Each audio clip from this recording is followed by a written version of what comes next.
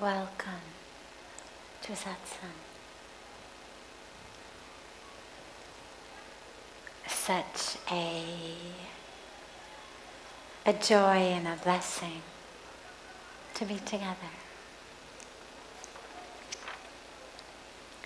Starting as we always do with one of the questions that's come in advance from our online audience, family joining us from all over the world.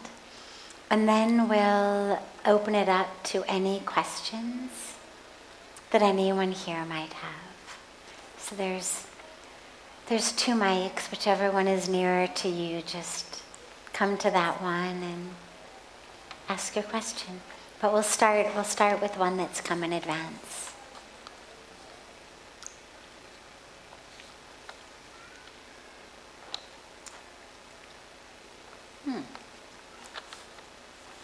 What is the difference between self-esteem and ego? This is asked by Parag Shah. So it's a really good question because, we're told lower your ego, reduce your ego, get free of your ego. The ego is the enemy to the spiritual path. And yet self-esteem, self-confidence, these are great things we should have. So what's the difference?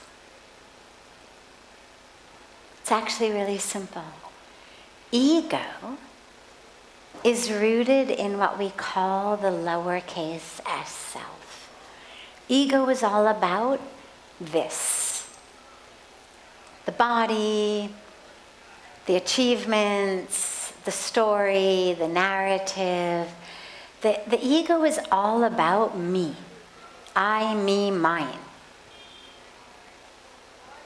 The ego is that tells you either you are the best, you are the smartest, you are the most wonderful. Or on the other side, the ego is also that which tells you you are stupid, you are lazy, you are worthless. That whole self-talk, you are, or I am, is all ego. Because it's all based on the physical body. What it looks like, what it can do, where it's been, what it said. Did I say something that was so brilliant and oh my God, I'm so smart? Or did I say something that, I really shouldn't have said that. That was so stupid. Like, what was I thinking? You are just the worst. Either way, all of that type of self-talk is all ego. Because it's all based on the story. It's a drama. We're going through it. But you don't want to take it too seriously. And that's why we're told, let go of the ego, let go of the ego. It's anchoring you in illusion. Everything the ego says is anchored in illusion, anchored in ignorance, anchored in just the body, just the story. Self-esteem, if it's real and deep and true, is about the capital S self, not the lowercase s. Self-esteem is actually not that which says, God, I am a great cricket player. Or wow, I've got, this wonderful voice to sing, or I'm good at this or good at that. That's not actually self-esteem. That's very shallow. Because then when you're no longer doing well at it, you don't feel good about yourself anymore.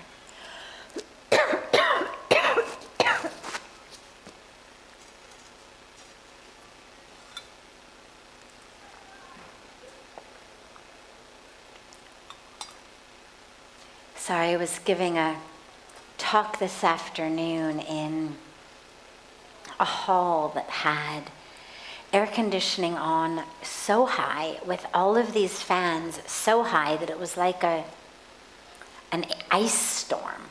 So throat has gotten a little bit closed. So, real self-esteem is not about what you look like or what you can do. When people say you should have more self-esteem, we misunderstand it or we misspeak it. Oh, you should improve your self-esteem. Doesn't mean that you should look in the mirror and say, I've got the best figure. Here today, gone tomorrow. Self-esteem is that which should last. And so it's anchored and rooted in the capital S self. Self-esteem says, whatever my figure, gain 5 pounds, lose 5 pounds, totally irrelevant. Might matter to my doctor. My doctor might advise me one way or the other. But as far as my feeling about myself, it's irrelevant. It's just of the body. Okay, one way might be healthier than the other. I'll do that. But it doesn't change who I am. It doesn't change my worthiness, my value as a human being. Because that's not about the body. So any self-esteem that requires you to look in a mirror and say, great figure, great this, great that, recognize that it's really shallow. Because then when you get older, the figure is not so good, or you start to sag, or, something happens and you didn't have a very good night's sleep, and so you don't look so good in the morning, well, then your self-esteem plummets. It should not be tied into what you look like, what you do, what you achieve. It's tied into the capital S self. Who you are. Self-esteem says, whatever I look like, however much money I make, however I succeed or don't, however many people like me or don't, who I am is divine. Who I am is one with the divine. That's what real self-esteem is. So ego is lowercase s self. Real self-esteem is capital S self. Good. Other questions? Yeah, you here and then you here.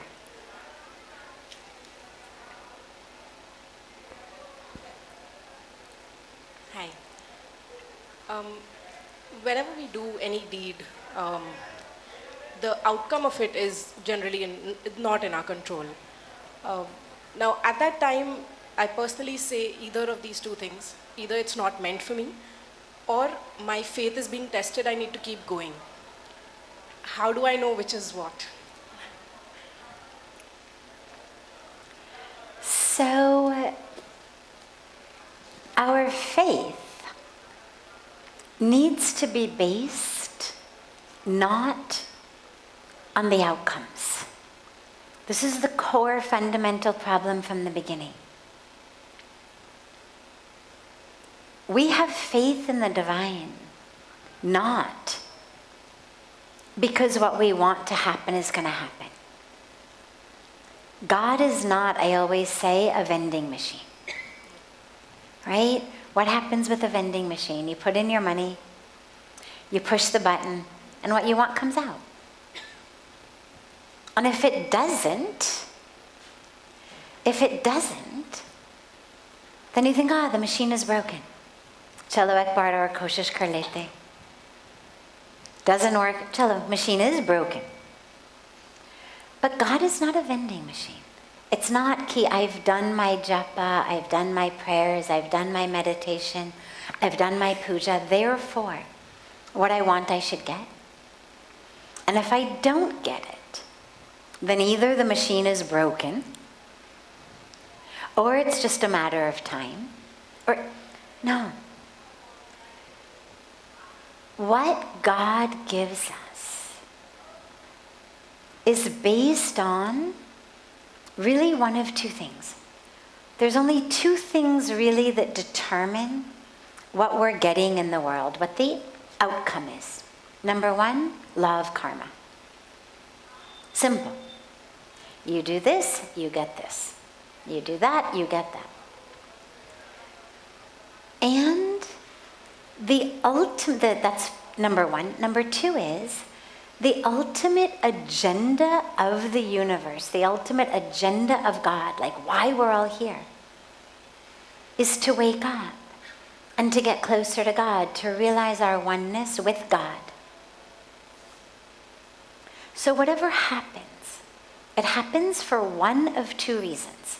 Either you have done something in your past that planted the seed for this. This is the fruit of a seed you have planted. It's a basic cause and effect situation of karma. Or, and sometimes it's both, sometimes they overlap, or this is the situation, the circumstances that are the most conducive for you to take your next step closer to God. And so don't think about it so much like my faith is being tested, but think about it as in, due to my faith, which should always be strong, I recognize that whatever is happening is there either because it's karma, I studied hard for the exam, I got an A, or because this situation, the circumstances, the lessons I'm getting from it are exactly what I need to take my next step closer to God. And sometimes that next step is taken in times of suffering. One of my favorite stories about this, teachings about this, is at the end of the Mahabharata war, when Bhagwan Krishna goes to Kunti and says, Ki, you've suffered so much, and so gracefully. You've just been this epitome of grace and devotion. Ask anything. Let me give you a boon. Ask anything for me. And what does she say? Lifetime after lifetime, give me suffering. He says, no, you've had enough suffering. Ask something else. Why? She says, because I've noticed that in my life, when things are going very well, you seem really far from me. And in my times of struggle, you are right there. So lifetime after lifetime, give me struggles. So there are experiences, there are lessons that are best given through struggle, through suffering. So don't let the faith be broken. Don't think that God is somehow doing it purposely just to test your faith. I know some people think like that. I don't necessarily think that God plays games with us like that. I mean, it's possible. It's possible, but it's not the way I think about it. I think more that we're getting exactly that, which is either the fruit of our own karma, or that which is exactly what we need to peel back our next layer, to drop deeper, to get closer to God. Yeah. Beautiful. Yes.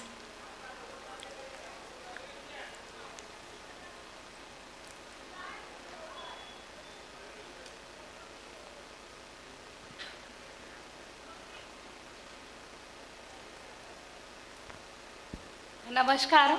My name is Amrita Jain. My question is, how to stop love from turning into obsession? Like प्रेम को आसक्ति बनने से कैसे रोकें? Whenever we love somebody, firstly we just try to love them, but after some time it turns into expectations and it really hurts at that point of time. So how to stop that feeling? Beautiful. प्यार में शुरू में हम उनको चाहते हैं, बाद में उनसे चाहते हैं. This is the problem. This is the problem. What I said was, in the beginning when we love, we want them. We just want them. Just you be here, you be with me, I want to be with you. But later on we want something from them. Act like this, be like that, talk like this, do this, treat me like that. And when our feeling shifts from wanting them to wanting from them, that's when things start to go downhill very quickly.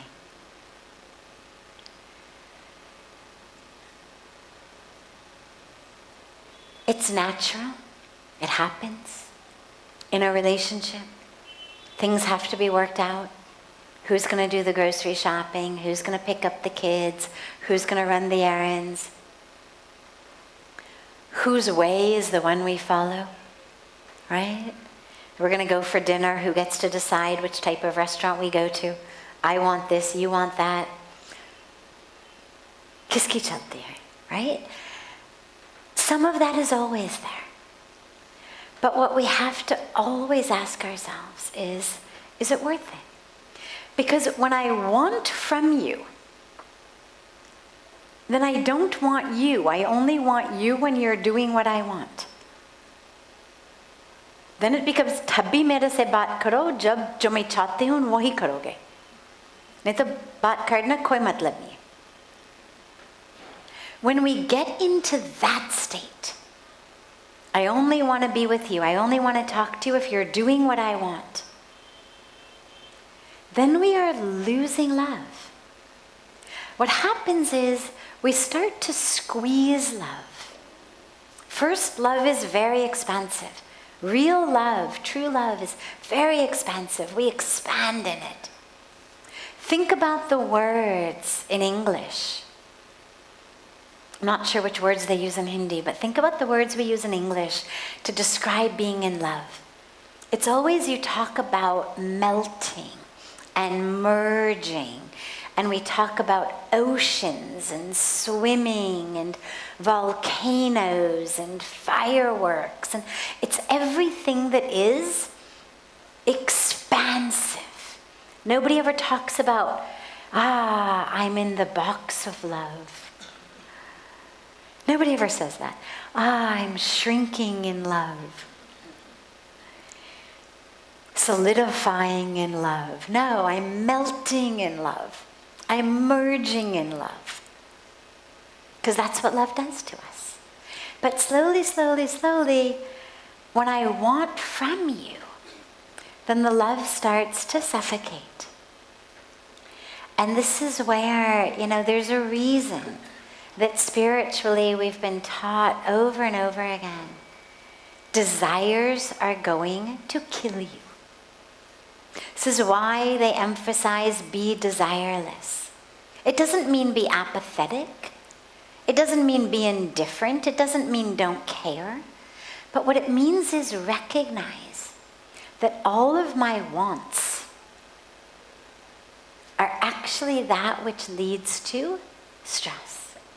If you think about everything that makes you stressed, everything that makes you upset, everything that makes you angry, it is all because you wanted something and it's not happening. Or you wanted something and it's happening a different way. Now, some things, okay, can't avoid them. You want your partner to be loyal, obviously. You want them to love you, obviously. But ask yourself how many other wants are really necessary. And how many of them you can let go of in the name of staying in love. How much have you decided you need from them? During the day, watch yourself. Turn on the recorder on your phone, the voice note recorder, and just stick it in your pocket for a day. as you talk to your loved one, how many times do you say, "Acha aap aise kar do, वैसे कर दो, इसी तरह से कर दो, नहीं नहीं नहीं ये गलत है, क्या हुआ, ये क्यों नहीं किया, मैंने तो 10 बार बताया था, अभी तक नहीं हुआ क्या?" Just record how many times are you criticizing, are you condemning, are you judging, are you negative about what they're doing or not doing. You will be very embarrassed at the end of the day to hear how you speak. And then you wonder why you don't feel in love. So ask yourself, what can I let go of so that love blossoms in my heart? And anything that you're holding on to, ask yourself, is it really worth it? Like really Chinese versus pizza versus, pasta, like who cares? Is it worth a fight? Of course not. Is it worth not being in love? Whatever you eat, it won't digest properly anyway. When you're angry, nothing digests.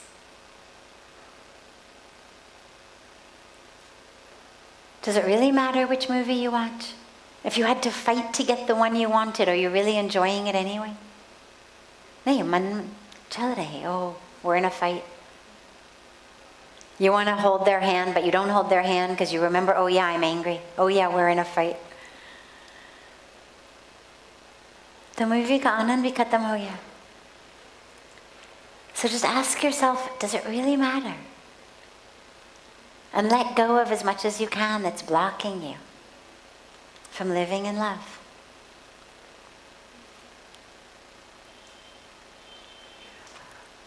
Other questions?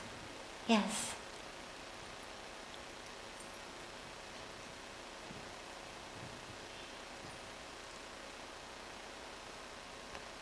Shri Krishna. Jai Shri Krishna. This is Mukesh Rai. 11-year-old. थोड़ा सा जोर से बोलिएगा. A girl in the age If you, can you come a little closer to the microphone, then we can hear you. It's there. Just आप नजदीक आइएगा. Yeah. Perfect. Okay. Can you listen? Okay. A girl in the year of 11, he lost his brother.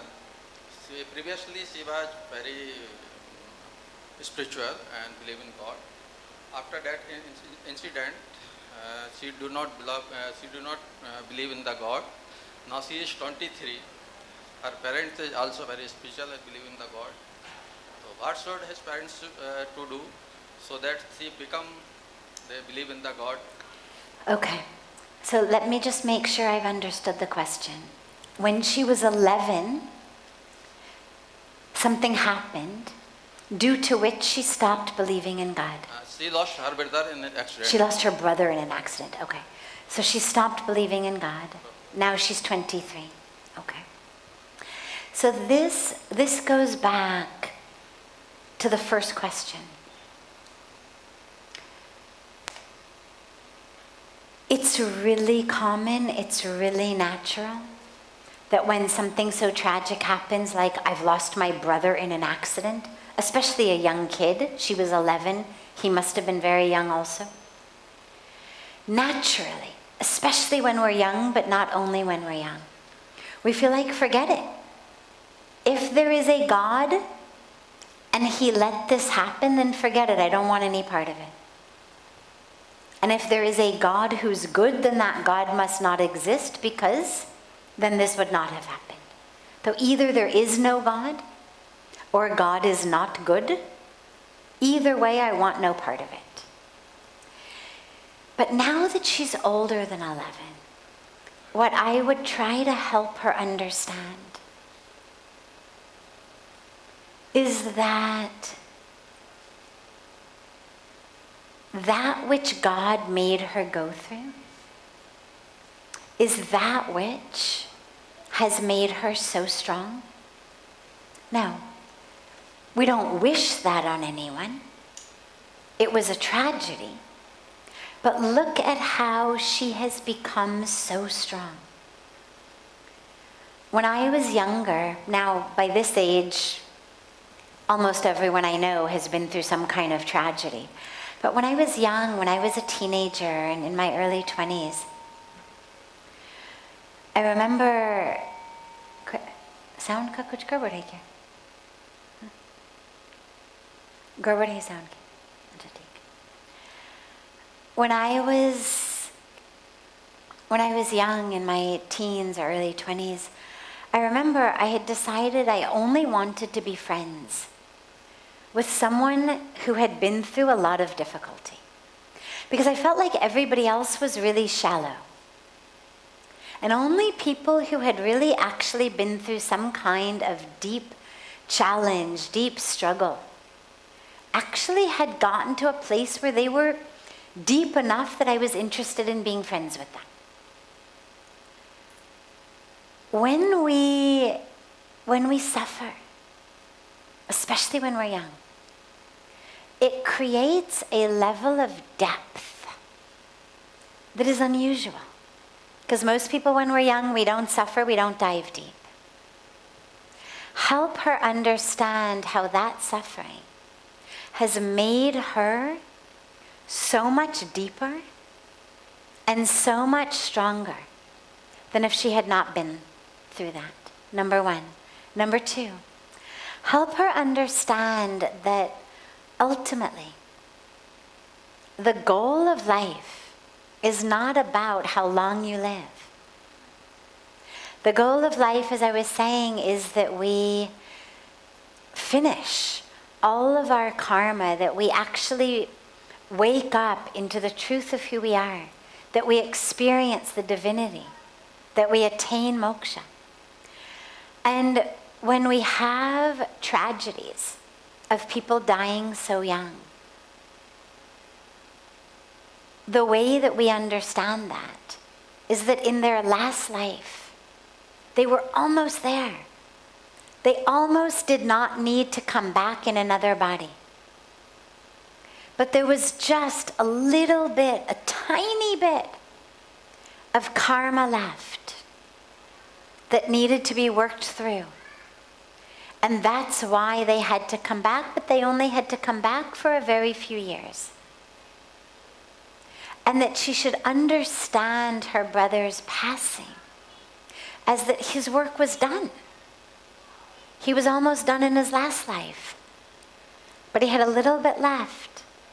Maybe it was to meet her. Maybe it was to become her brother.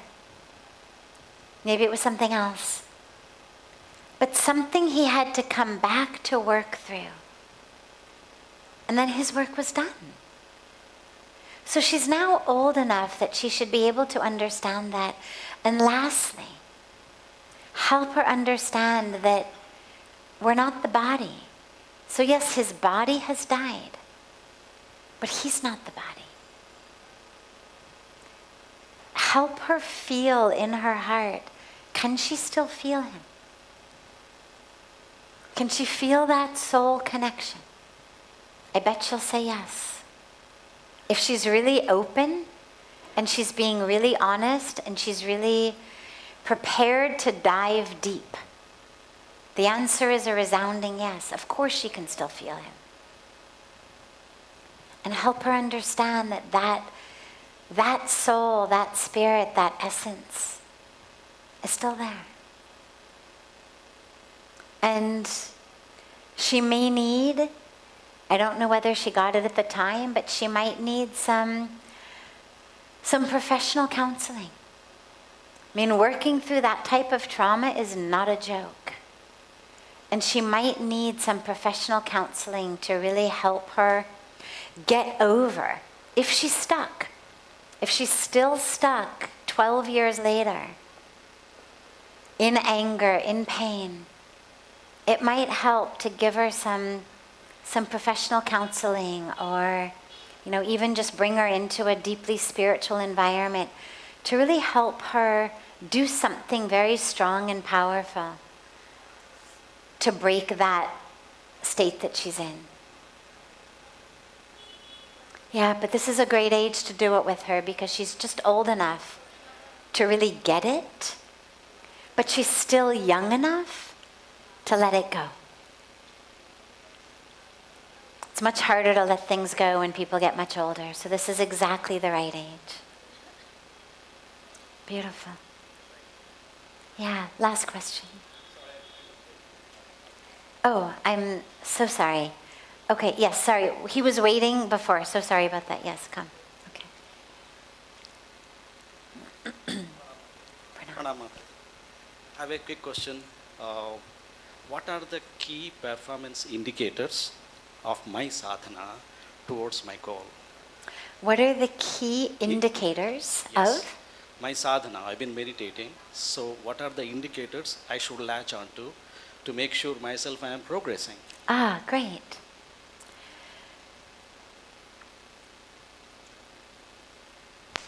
So you're going to notice your progress mostly in the time when you're not meditating. Yes, in our meditation also we have deeper and deeper, more and more powerful experiences. But most of the actual points that you would use to judge that are going to happen when you are not meditating. And it's going to be things like, how frequently do you get angry? How frequently do you lose your temper? How frequently do you find yourself saying to someone, I'm so sorry, pata nahi kya hua, that wasn't me, I didn't mean it, wo mera matlab nahi tha. How frequently do you find yourself regretting what you said, what you did? How frequently do you find yourself, knowingly, unknowingly, hurting other people? How is the ripple impact of your life on this planet? Start looking at those. Because as your spiritual practice deepens, you start to open up more and more to the world. You start to live much more mindfully, much more compassionately. Little things stop bothering you so much. Okay, ठीक है, कोई problem आ गया, no problem. Some problem is there, it's okay. You solve it, but then you're over. You don't hold on to it. Okay, somebody did something that you didn't like, okay, you take care of it, and then you're done, it's okay. It's not you meet them a week later and you're still remembering, yeah, a week ago this guy did that to me. How quickly are you able to let things go? How much do you expect the best or expect the worst from people? Do you find yourself saying things like, हाँ ऐसी है, हाँ वो तो बस ऐसा है? And how much do you find yourself really giving people the benefit of the doubt? Look at those sorts of markers. The powerful spiritual experiences, you don't need me to tell you, you'll know them when they happen. But until and unless those are happening, use your rest of your time to judge the power of your meditation. There's a great story actually about Maharishi Mahesh Yogi, who, had an ashram right here. Pujya Swamiji was with him, this was decades ago, when Maharishiji still lived here. And when they were together one day, Maharishiji's secretary came in and told Maharishiji that another one of their workers had stolen some huge amount of money and run away. And Maharishiji just listened. And after a few minutes, he said, he must not have been meditating. Right? Not, oh my God, what an idiot. Oh my God, grab the police. Oh my God, he's a that. But just, must have not been meditating. That's how you know your meditation is working. When somebody steals tons of your money, runs away, and your way of understanding the situation is, they must have not been doing their meditation. Right? Good. Okay, last. Yes.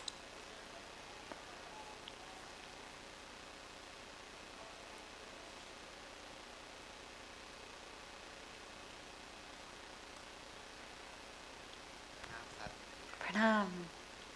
My small question.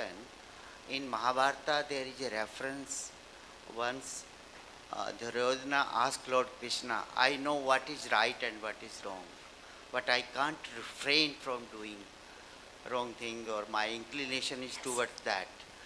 Perhaps we are also the victim of that thing. So, knowing right from wrong is, of course, the first step. But as Duryodhana said, and as so many of us have said since, I can't help myself. Now, that's actually not true. Of course we can help ourselves. We have full control over our arms, over our legs, over our mouth. We are not puppets. We're not marionettes that somebody is pulling the string. But what he meant, and the reason that he said this, the reason for this type of way that we all go through at times, what it means is, my nature has become, my habits have become so deeply ingrained in this way of being that even when my higher self wants to be different, I cannot. Now again, of course, he could, but he would have had to start doing sadhana. He would have had to really become conscious, mindful, aware. He would have had to let go of ego, of greed. He would have had to let go of a nature he had developed throughout his life. This is why we speak about the power of thought. From a thought, our entire destiny is created. Because our thoughts, they lead to our actions, and our actions lead to our habits. Habits lead to traits, traits lead to characteristics and characters, and our characters become our destiny. This is what Pujya Swamiji always says. And that's why your thought is so important, because it's just a few short steps to your destiny. So Duryodhana had so many thoughts of greed, of ego, of anger, of selfishness, of all of that, and had allowed those thoughts to lead to so many actions. Rooted in that, rooted in anger, rooted in selfishness, rooted in greed, rooted in othering and meanness, that it had become deeply ingrained in his psyche. You know, we speak about sanskaras, these impressions, grooves in our psyche. But they're not irreparable. They can be changed. But it requires us to make a commitment. I'm going to change. It means I need to develop a new habit, a new way of thinking, that every time that thought arises, I don't allow it to take root. Uprooting a sprout is very easy. Uprooting a tree is very difficult. If we allow the sprouts of our thoughts to become trees, later we want to uproot them, but it's very hard. And that's why our practice of meditation teaches us to uproot them when they're sprouts, so that they don't get into us, so that they don't become our character and our destiny. It's why every minute, every moment that you catch yourself saying something nasty about another person, saying something obnoxious, saying something rude, saying something judgmental. And a lot of times we justify it. We say, well, such to hai. It's true after all, right? I mean, I'm not telling a lie, it's true. But what's that doing? It's creating your destiny. It's creating a character in you. Every time you allow yourself to engage in thoughts of negativity, of greed, of lust, of separation, of us versus themness, all of this. But thank God it's just a thought. It's only in my mind. But those thoughts create the destiny. And this is why Duryodhana finds himself saying, I know logically what the right thing to do is, but I can't do it. I've developed a nature. And this is why we have to be very careful with our nature. Yeah, beautiful. आपकी question कल से शुरू करें. कल से शुरू करेंगे. Okay. Can your son, if your son asks, we'll take it. We have a rule which is either the first or once we've already said we're done, the only exceptions to the rule are kids. I can never say no to kids. So even if we've said we're done, for kids, yes. Yes. Yes. Okay, but you have to speak louder. One second, I'm waiting for him to get your mic on. Huh? Yes, again? How to fulfill our wishes. How to? Fulfill. Fulfill your wishes.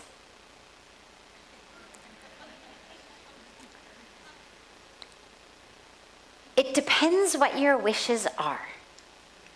The first and best way to fulfill your wishes is to make sure that your wishes are things that you can actually do. Let's say you have a wish. I want wings, I want to be able to fly. Okay? Well, it's very likely you're going to constantly be upset. When I was very young, when I was your age, maybe a little younger, I used to tell my parents on every birthday, my top wish was I wanted an older brother.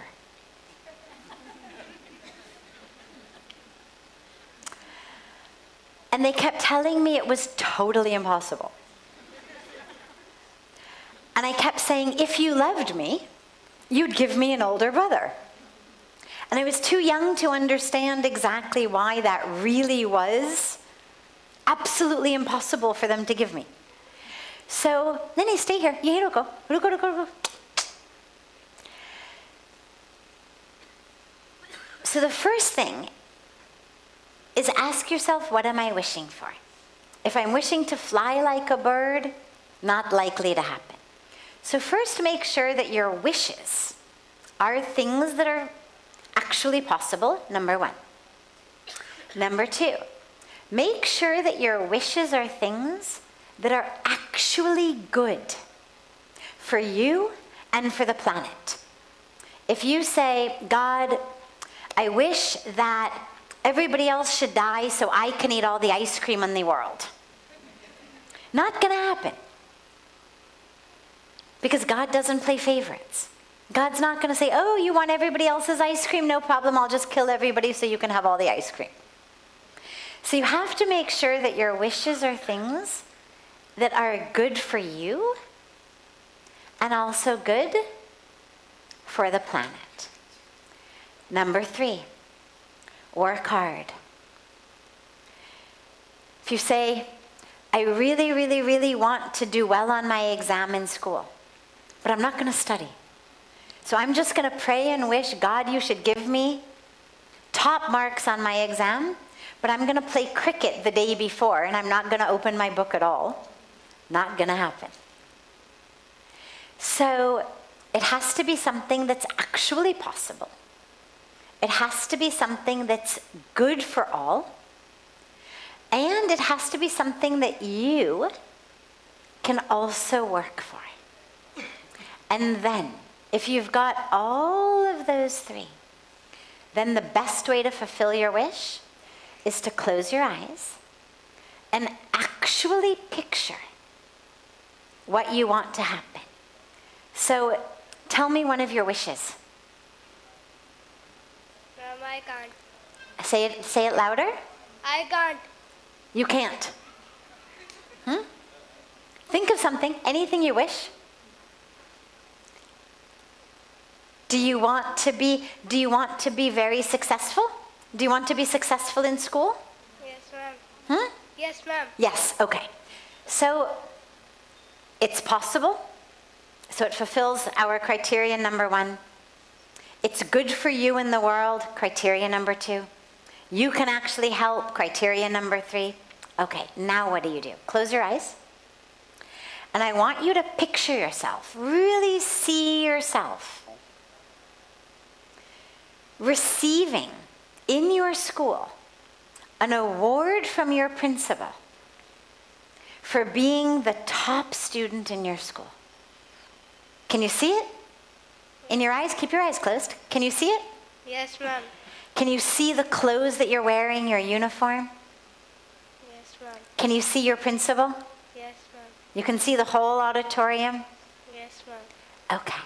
So now every day, first thing in the morning and at night before you sleep, I want you to close your eyes and I want you to see that in your eye. That you are doing so well in school that you actually get an award from the principal. And I want you to keep seeing that, keep seeing that, keep seeing that. Okay? Okay, ma'am. And then if you can see it, because this is the 4th and biggest rule, if you can see it, and it fulfills first 3 things, and if you can see it, you can make it happen. Okay? Okay, ma'am. So that's the answer. You remember all 4 of those things? Yes, ma'am. Okay, good.